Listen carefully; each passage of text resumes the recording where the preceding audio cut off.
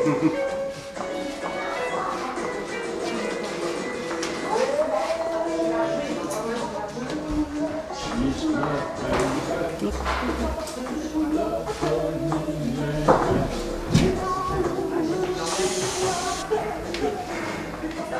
de la même façon qu'on fait des livres avec des artistes, on édite des livres avec des artistes à tirage limité, on réalise également des livres avec des enfants, donc des scolaires la plupart du temps. Alors ça peut démarrer du CE1 jusqu'à la seconde, donc le primaire, le collège, le lycée. C'est des projets d'ateliers découvertes au métier du livre, donc ils viennent ici s'initier un petit peu à certaines techniques comme la sérigraphie ou l'impression au plomb, etc. Et avec une enseignante ou un enseignant, ils ont un projet d'édition. Alors bien souvent, c'est une collaboration avec un enseignant de lettres, un enseignant d'art plastique, c'est la version la plus courante, ou une institutrice. Et ils font un projet. Donc là, par exemple, c'est des enfants qui avaient leur cahier de poésie en classe et régulièrement, ils écrivaient des poésies. Et à un moment donné, ils ont travaillé sur les fruits et les légumes, un peu à la manière d'Arsène Boldo. Et ils ont fait des textes à partir de ça.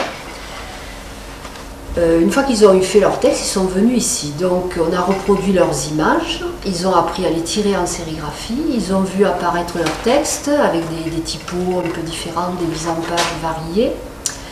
Et on a procédé donc à la recherche d'une maquette pour cet ouvrage, exactement comme la maquette qu'on vient de voir pour Michel Butor. Donc cet ouvrage-là, il est assez allongé. Il a une jaquette sur un vieux papier qui comporte une gravure, de nouveau une pointe sèche, qui a été à partir de dessins réalisés par les enfants. Le texte est en typo au plomb, donc ce qu'on a vu tout à l'heure.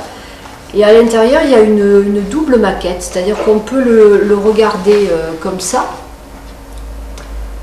Il est recto verso. Voilà. Et en même temps, on peut le tourner page à page comme un livre classique. Et de l'autre côté, c'est un livre affiche. Donc il a une double maquette et une double lecture, même triple, parce que ce livre-là, on peut également le mettre vertical et ça devient un livre sculpture, un livre volume, comme ça, autour duquel on peut tourner, comme ça. Donc à plat, debout en tant que volume avec une lecture circulaire, classique ou en affiche. Voilà. Donc juste pour dire qu'il peut y avoir autant de recherche et de création dans un livre fait avec des enfants qu'avec un artiste.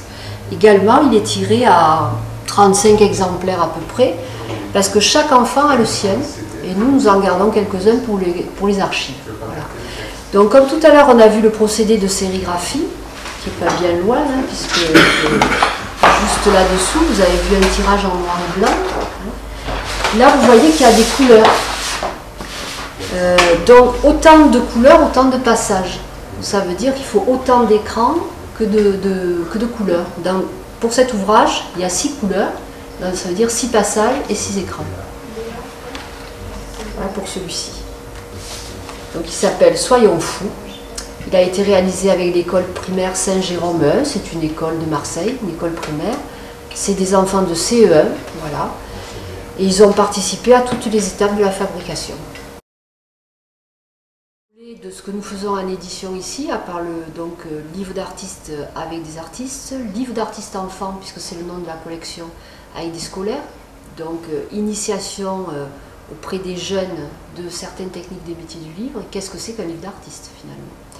Alors en même temps et en dernier lieu, tous les ans on organise un salon international du livre d'artistes qui réunit à Marseille une cinquantaine d'éditeurs de 8 à 10 pays. Et chaque année, au lieu de faire un catalogue standard, on fait un objet éditorial qui soit un peu représentatif de ce que nous faisons toute l'année. Donc celui-ci, c'est un des livres qu'on a édité à l'occasion d'une de ces rencontres, il y a quelques années déjà. Et il réunit de nombreuses techniques. Donc par exemple, à l'intérieur, nous avons une double page là, qui est en forme de découpe. Le texte, il est imprimé au plomb, en typo. Donc il est bilingue. Et cette année-là, le pays invité était la Hongrie. Donc tous les ans, on essaye d'inviter un pays un petit peu différent. Ensuite, pour ce qui est des images, il y a une maquette comme ça qui est une grande page qui va se déplier, qui est de l'impression numérique mais sur du papier pur chiffon. Donc ça permet un petit peu d'allier le présent, le passé, les techniques du présent les techniques du passé au service du présent, etc. La couture à la chinoise, qui est quelque chose de très traditionnel, voilà. Et puis une manière donc d'appréhender la page, de nouveau assez variée, avec une maquette comme ça qui met en regard la partie texte, la partie image, et qu'on peut déplier. Donc voilà pour celui-ci. Toujours dans le même esprit, mais cette fois-ci avec de l'offset, un petit ouvrage qui est entièrement réalisé en offset, mais avec une partie qui est imprimée en typo, donc on peut allier les deux sur un même ouvrage, et une manière également de présenter un dépliement du texte et des images de façon différente. Ça, tac, tac et tac. Qu'est-ce que l'offset exactement?